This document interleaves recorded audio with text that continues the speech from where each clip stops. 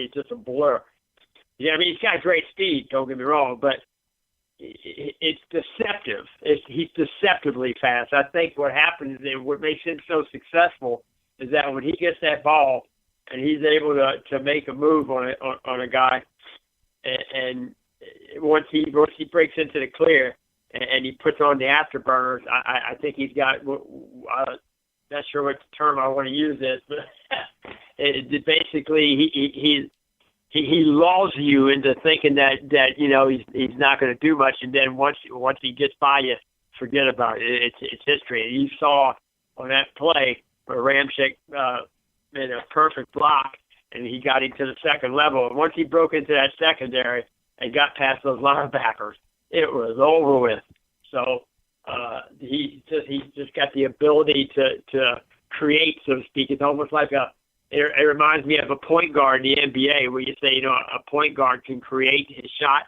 Well, it's the same thing with Kamara. He can create his running lanes just by as soon as he gets the handoff, and he can read his blocks. And as soon as he chooses a hole to run through, then he basically creates his lane to run in by juking out a linebacker or a safety or whatever. It's just fascinating to watch. And if you go back and look at a lot of his highlights in Tennessee, you'll see that. You'll see him actually create his own run, so to speak, as the play breaks down in front of him.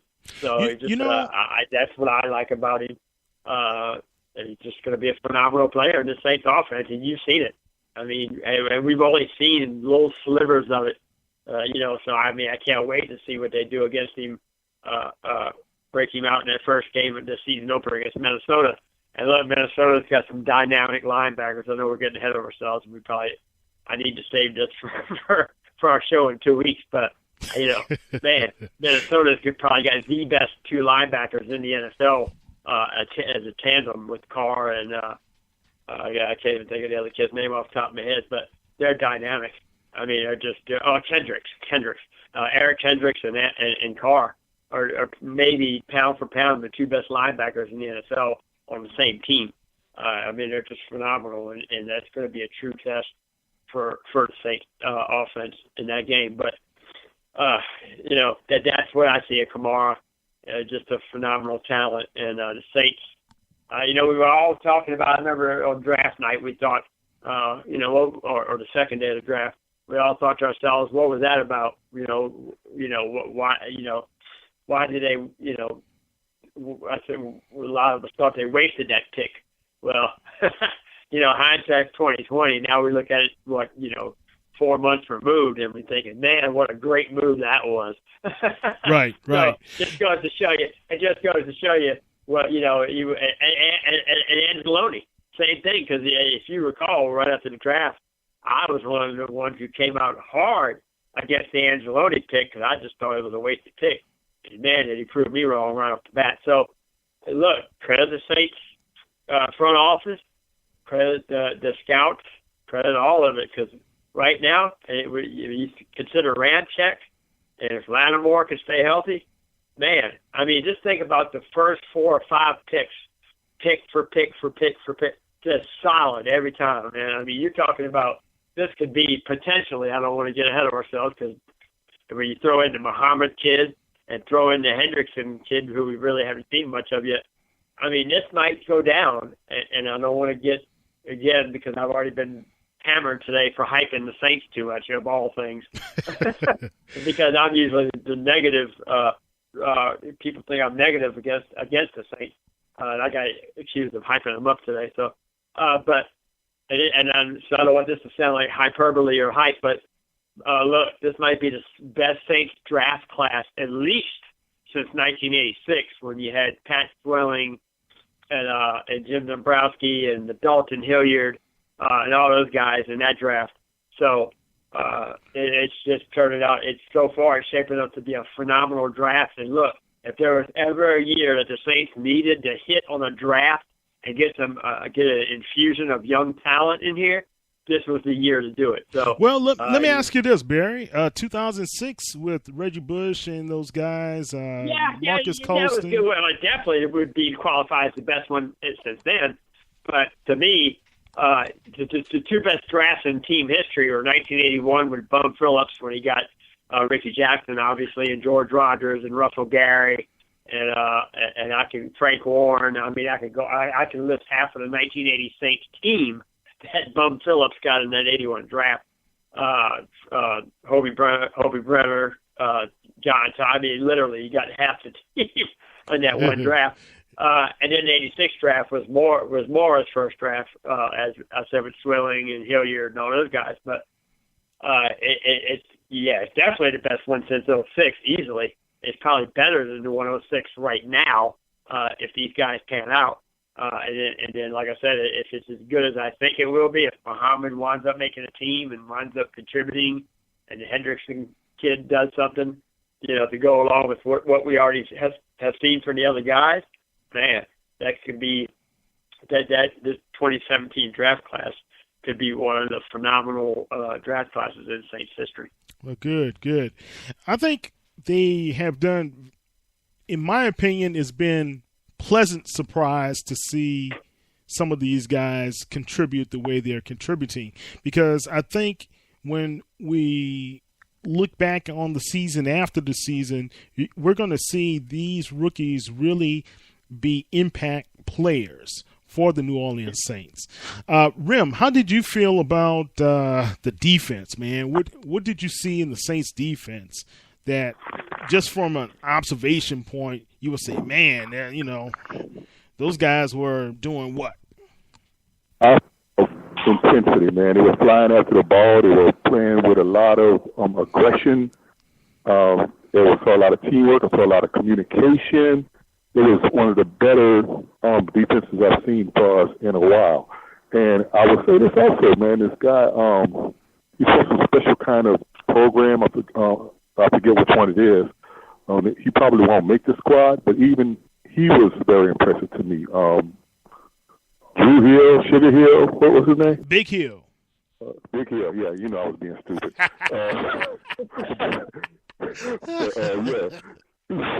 I was really impressed with him both games, actually. Both games I've been really impressed with him. And quite frankly, had he come along maybe 3 years ago, he would have been on the squad.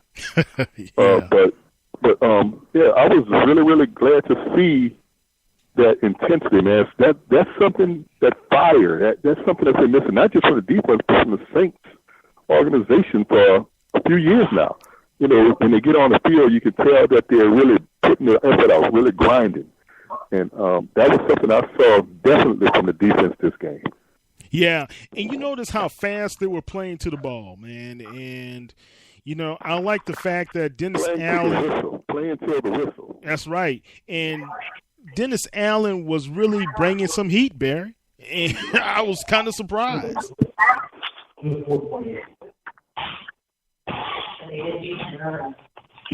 Okay, so I was surprised what was going on, and to watch the Saints really get after those guys, and we're going to need it, especially playing faster offenses this season. Atlanta's fast talent they have, the fast talent in with the Bucks, the fast talent we're going to be faced with these other National Football League teams. That linebacking core had to get faster. They had to get better. They had to be able to attack a lot better. I was surprised that Manti Te'o, showed up, man. So, to me, I like what I see so far. I'm not going to go as far as a lot of other people really anointing these guys as the Dome Patrol reincarnate. But I like what I see so far. And welcome to the show, Bob. Bob Rose is on the line. How you doing, Bob? I'm good. And yourself, guys? Good, man. Well, brother. Talk to me, Bob. What did you see in, let's say, A.J. Klein and Teo and those guys on Sunday night? Well, Klein, and I mentioned it last week, wrote a couple pieces on it too. Klein, I was really excited when they brought him in from Carolina. I think he's going to be a big-time sideline-to-sideline guy, potential three-down linebacker. Teo's starting to make me eat some crow here, gentlemen. I didn't even think he'd make the team, I'll be honest with you. And nothing is set in stone yet, but he played like a man possessed last week. He showed the potential. You guys were talking about how Dennis Allen likes to play a faster defensive scheme and how they're going to need to with the schedule that they have on tap. That might very well be tailor-made for Manti Te'o. And he looks like his spot on the 53 is all but set in stone. It looks like a man is competing for a starting job, to be honest with you. Interesting.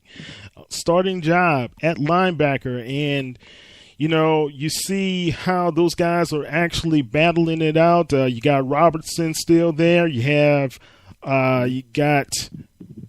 do we still have our former number one draft pick, Stephon Anthony? Is he still with the team? Yeah, but he didn't play last week. Yeah. That's the curious case of Stephon Anthony at this particular time. Barry, I know you wrote a little bit about this. Can you update us on what's going on with Mr. Anthony? Well, Sean Payton at the press conference today said that we should expect to see Stephon Anthony back. Unless I missed it, he didn't elaborate on why we haven't seen him. But just made the general statement, unless maybe Bob could enlighten me if I missed a segment of Sean Payton's post-game comments. But unless I did miss something, he didn't elaborate on why he's been out, other than to say, well, he will be returning and he will be practicing. That said, as Bob alluded to, he missed all of practice last week. He didn't dress for the game. It was Larry Holder, actually, of NOLA.com, Constitution, who made the observation that he didn't think Anthony was going to make the team, and then, of course, the day later he picked him to make the final roster in his roster pick, so he kind of flip-flopped there. But Larry told me on Twitter yesterday that the Saints have been trying to trade him. They've actively been trying to trade Stephon Anthony and allegedly still are. Entertaining the idea of trading him. So, that would seem to fly in the face of what Sean Payton said today. But then again, we already know that Sean Payton always isn't forthcoming with information. No. When I say that? No, not Sean. So, hey, he's the king of subterfuge. So. It is what it is, but he's very practiced in the art of deception, shall we say. But I feel that Stephon Anthony not only could, if they could get somebody willing to trade for him, which right now is kind of, based on his notable issues with reading and diagnosing offensive plays that are going on, breaking down in front of him. I'm not sure that an NFL team right now is going to offer more than a 4th or 5th round pick, and I'm being generous when I say that, because if I know a guy can't read an offense, I sure the heck ain't going to put him out on the field and expose him and then get burnt, which is what happened to the Saints last year when he was out there. I don't know if trading him is an option at this point. So then it comes down to, is he good enough to even make the team at this point? Because a lot of people are passing by, as Bob alluded to, Te'o, and I agree with Bob 100%. It's no secret that Bob and I think a lot alike. We've written together on previous staffs, and I didn't think Te'o was going to make the team either. I thought he was damaged goods, and man, did he prove me wrong. So Bob's not alone in that deal. At this point, I think you could say Klein's a lock. Robertson obviously a lock because of what he did last year and because of his versatility. Angeloni is a lock because of his versatility. He can play all 3 spots too. And I think he'll be the eventual starter at the wheel, but he's going to back up Robertson at the wheel right now. So that's all right. That's three guys. Stupar is going to make the team just based on special teams.